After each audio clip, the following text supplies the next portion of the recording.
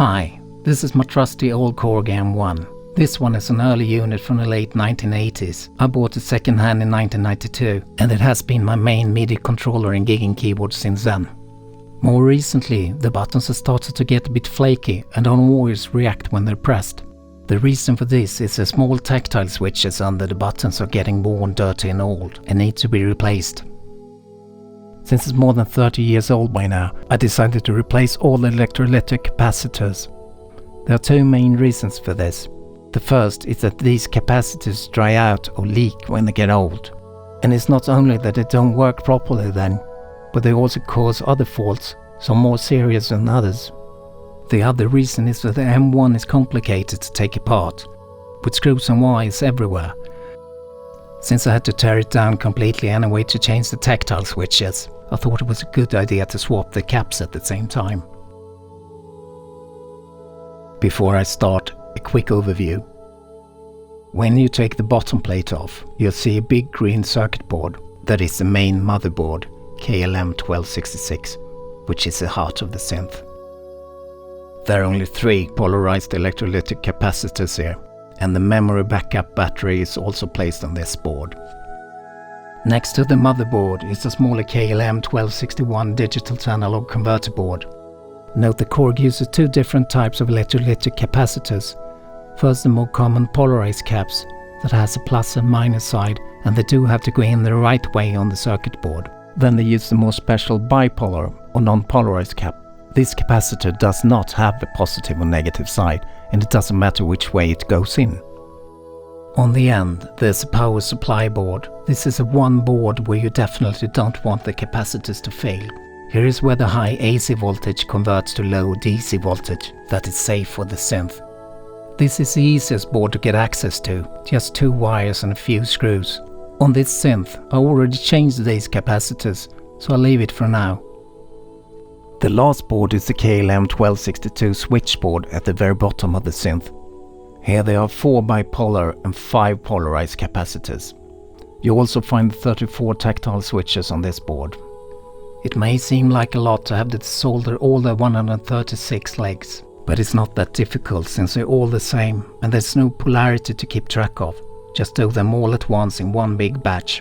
As for the switches, these are the ones I got from Mouser. I went with an operating force of 1.6 Newton, which makes it slightly more clicky than the original switch from Korg, which I reckon was about 1 Newton, like this one.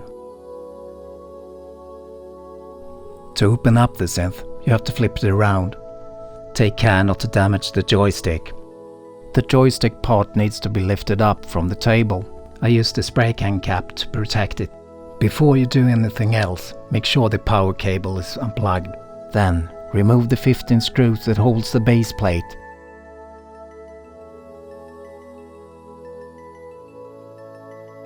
Remove the base plate by sliding it slightly towards the keyboard side.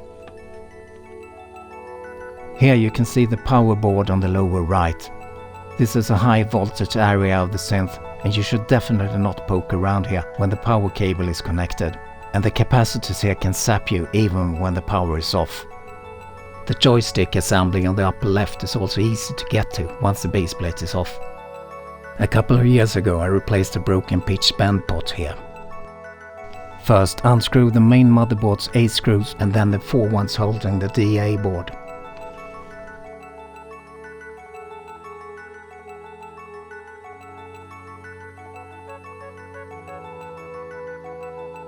Then there is the tedious work on marking and unplugging all the cables. I use a masking tape marked which connectors each cable belongs to. Make sure to do this, because it will save you a lot of time and worries later. Then it's time to remove the keyboard. There are 2 screws on each side. There are 5 screws that holds the rest of the keyboard.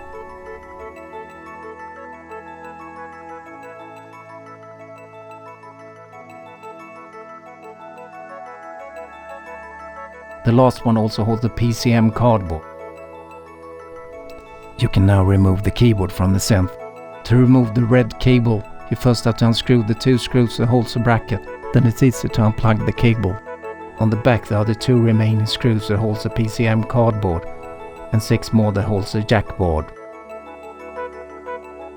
And finally, we reached the last board. Remove the 19 screws holding the switchboard.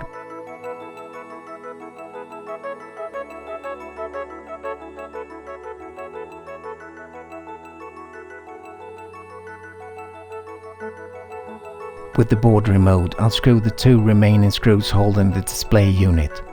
Taking the synth apart, I noticed that the contrast adjustment pot was broken, and since I didn't have any replacements in stock, I decided to repair it.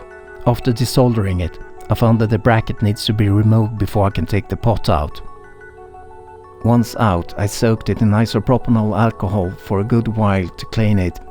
Then I glued it together with super glue. I know it's a temporary fix, but it works and I rarely use the contrast adjustment anyway. And now for the high-speed desoldering of the caps.